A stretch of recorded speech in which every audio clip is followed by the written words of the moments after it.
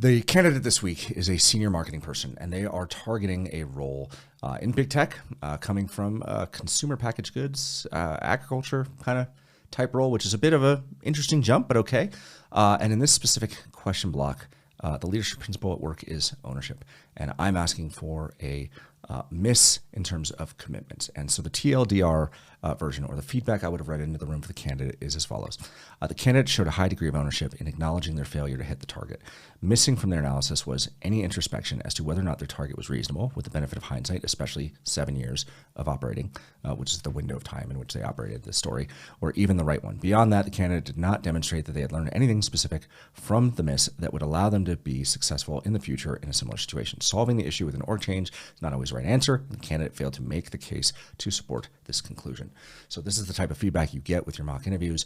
I will give each of my candidates all of the feedback that they get across all the questions asked. And in this one, it just very vague. So I'm going to let you watch the interview question and answer and draw your own conclusions. But as always, I will jump in with feedback along the way to help you prepare better for your interviews and understand what someone like myself, who's a senior executive at any number of companies, might be thinking as we listen to your answer. What is the biggest miss you've had, I guess ever, we can go anywhere on your resume, that you've ever had in terms of commitments that you had promised? Biggest miss, oh man. What I would say, what I would say about that is right now what's going on is I promised when I came into this organization, I'll use this as an example, probably could think of a couple of others. I came into this organization saying, hey, look, I understand that there are a lot of KPIs here. But the one I'm going to get up for you, the one I'm going to increase, the one I'm going to show value in terms of the work I'm doing is on that brand awareness piece. It's getting people to recognize this as a brand. And that is not happening as fast as I wanted to. The data is showing that we are moving in the right direction. We're going from the lower left to the upper right on the chart. But particularly as of late, the last couple of years, the rate of growth in those results have been starting to stall out. And so again, that goes back to some of the things that I'm doing to help figure out, not only on the creative side, and messaging and strategy side, but also even on the media side. Hey, what are we doing? Let's re-examine all of our strategies. No sacred cows. Let's figure out how we reignite the growth in that space. So that's the quick and dirty answer to that question. So this candidate was targeting a senior marketing role, and this question is specifically targeted at give me a time where you missed your commitment. Having listened to that, can you tell me what the commitment was? Right. This candidate spent a lot of time kind of talking in vague topics. And when you're talking about a miss and commitments, you want very clear metrics or objectives or outcomes. You can't speak in a vague nature of like, things weren't happening as fast as we want. Well, what does that mean? What kind of timescales are we talking about? How are you measuring that? Like, be more specific, especially as a more senior candidate, but be more specific. And then talking about, well, the company, people recognize the company as a brand. But that's not a metric. That's not a thing that you can measure. If the brand's not big enough or recognized enough, how are you measuring that? And so straight out of the gate, right, they didn't really spend a lot of time setting up a situation or task with a clear objective that's going to help me, the interviewer, understand what it was they committed to and what it was they missed, and by how much or in what way. So none of that was established here at the get-go, which makes it a little bit challenging for me as the interviewer. And so you'll get a sense of that as I ask my follow-up questions. But your job is to convince me that you can do this job at the company. Cool. And you do that by being a bit more prescriptive, certainly at the front end of your answer rather than at the back end. What do you think the primary driver was for the delta between what you thought you could do and what's actually happening? I would say that the primary driver for that delta was it's just like with Wall Street, right? They talk about you beat expectations. Well, was that because you did very well or the expectations were off? And I think in this case, my expectations, I guess my model, if you will, for the speed with which we would be able to get there was incorrect in that I missed a variable. And the variable was exactly what I was talking about before. The notion that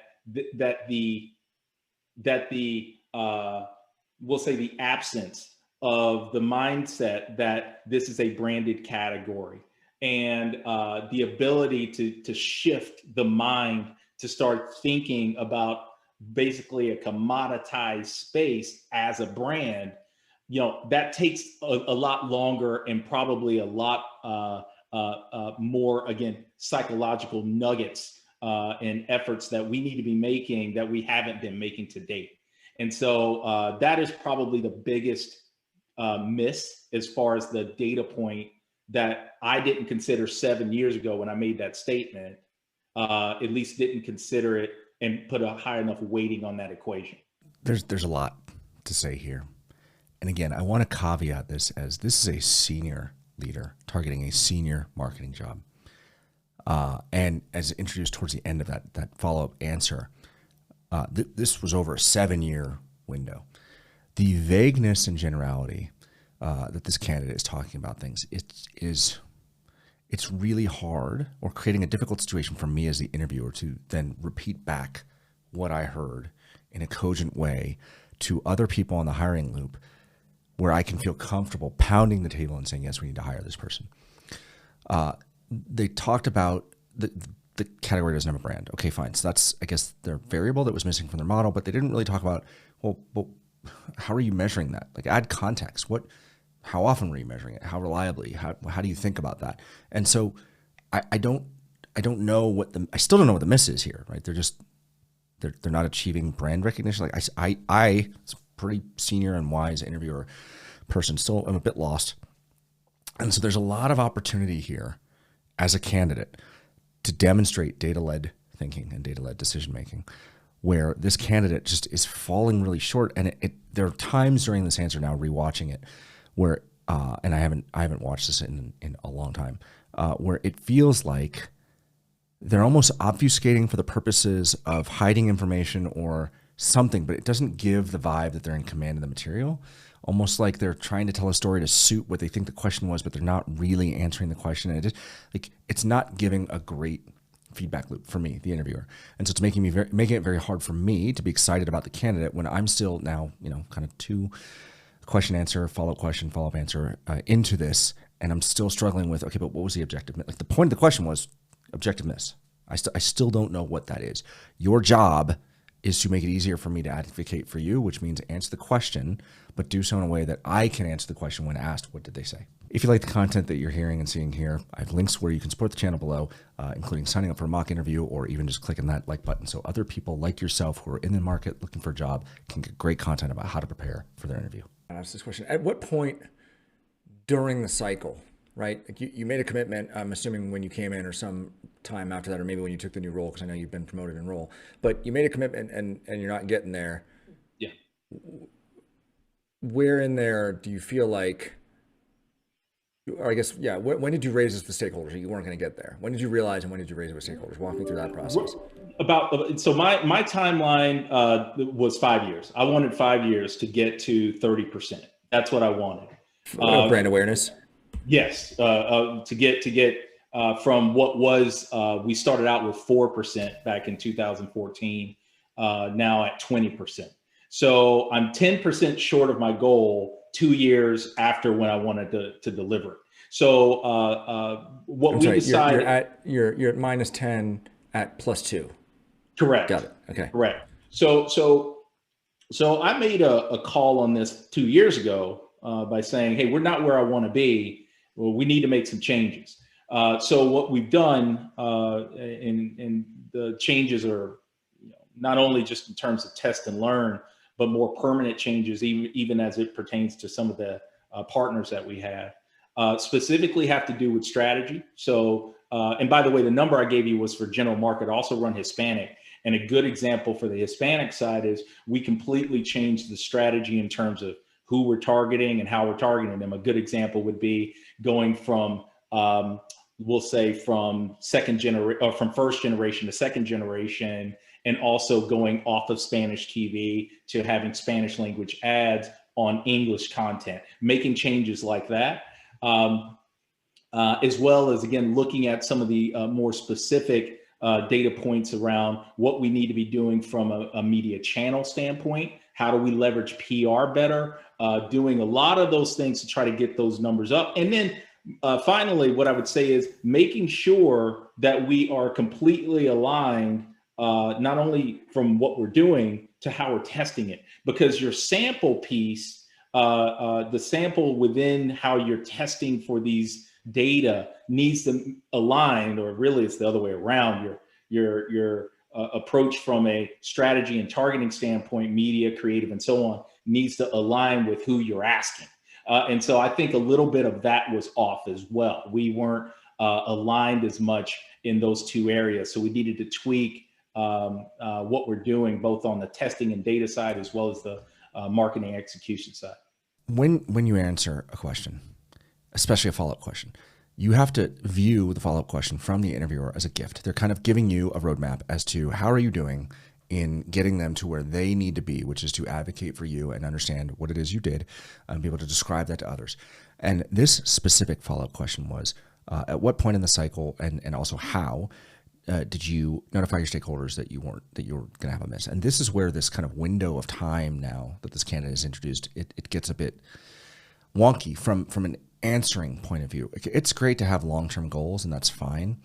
But when you're kind of doing a retrospective over the course of, it's unclear if it's 5 or 7 years here, just because of the way the timelines worked here, he goes into action mode of like things he changed and ways in which he was going to improve against the mist, but he never actually talks about how he informed his stakeholders that they were performing against this brand recognition, which was started low and he had lofty expectations and he was behind where he wanted to be. Great. Well, you're minus 10%, 2 years from achieving your goal. Where have you existed on this curve? What measurements did you put in place? How are you measuring this over time? Where did you expect to be along the way? It's insufficient to say, oh, I gave myself 5 to 7 years to improve some percentage points, and we either got there or we didn't. This is not a binary outcome, and that's a long time to be doing things. And this candidate, he jumped right into kind of things he wanted to change and adjust, but not at what point in the cycle did he realize he was under the curve, right? Because if you've got some progress, you're going to have a curve, right? And so maybe even a cone of probability, but like he doesn't even talk to that. Nor does he talk about how this was communicated and how he managed this with his leadership. Now, if I'm in a company and I'm failing to meet my expectations over a 5-year window, I'm likely out of my job. So if he's still out of his job, clearly he's doing something right, or there's kind of a presupposition that he's probably doing something right, or he works for a terrible org. I'm going to err on the side of he's doing something right, which means he's informing his leadership, he's doing all the things. But given that opportunity, that window to say, here's what I did, but what I did was communicating with my stakeholders, and here's how we noticed it, and here's how we were measuring it. He didn't take any of those opportunities. And so I, as an interviewer now, am left with this kind of question mark around who's doing the work here? Like, is he a senior person who has a huge team that's kind of executing beneath him and he's kind of reporting up in some way and taking care of, like, what's actually happening here? It's really hard for me to understand what he did, because he's not directly answering the questions, which makes it hard, and he's answering in very vague and general terms, which makes it hard. And so it's just not working as we go. And so I will give him kind of one final opportunity here to kind of get the answer back on track. But this happens a lot in interviews where it's fine if you want to veer from the question that was asked and kind of answer the question you want to answer. That happens. But he's doing this in such a way that it's really making it hard for me as the interviewer to advocate for him as the candidate. If you could go back in time and change one thing about this project, what would you change?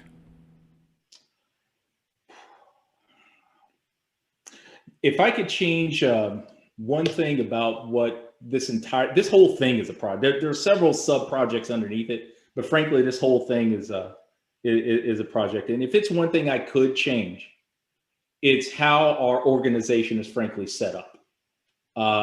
It's something I didn't have any control over. It's something I'm trying to influence now as we move forward. But we are very siloed. And what does that mean? That means that we have a lack of cohesion and a lack of alignment across different media channels, from shopper to the digital space, which is also separate from me, although it's somewhat dotted line, and the food service space. So the biggest issue that I think we've got at a brand level, which for us, all we do is market. So we don't sell the product. Our parent sells the product, which is our importers. But when you look at how we're designed to have an arm for marketing in the brand side and marketing shopper side, digital and food service. And these things are too disparate. So the consumer sees inconsistency. They can't tie these things together. And that is suppressing, I think, some of the results, positive results we should be seeing from a branding standpoint as well. I don't know that he answered the question, right? I gave him an opportunity to talk about a change, and he said an org change. Well, anyone who's ever worked in a tech company knows that the org change is kind of the last blunt object to try and fix all the problems. It's the what is that tape that you slap on everything meme to fix it. Yeah, it was a problem. Org change, right? When you're talking about such a protracted window of time, so long, it's hard to know, especially when he's given me no degree of measurement, no metrics for how they were tracking progress and things that were done. It's such high level. It's hard to point or believe that pointing the finger at an org change would fix this, especially when he's characterized the org as not moving fast enough and not moving with haste or agency. It's hard to believe or hard to conceptualize, given that description, that any one part of the organization has it all figured out, and therefore a reorg under that alignment with that one org would somehow fix all the problems. And so ultimately, this answer falls short in terms of categorizing this candidate, who again is targeting a very senior marketing role, as someone who is a doer and is exceptional at managing their org through whatever it is they're trying to manage through. Because again, the answers were too high level, very vague, not specific, and didn't really land with the question nor the follow-ups as they were being asked.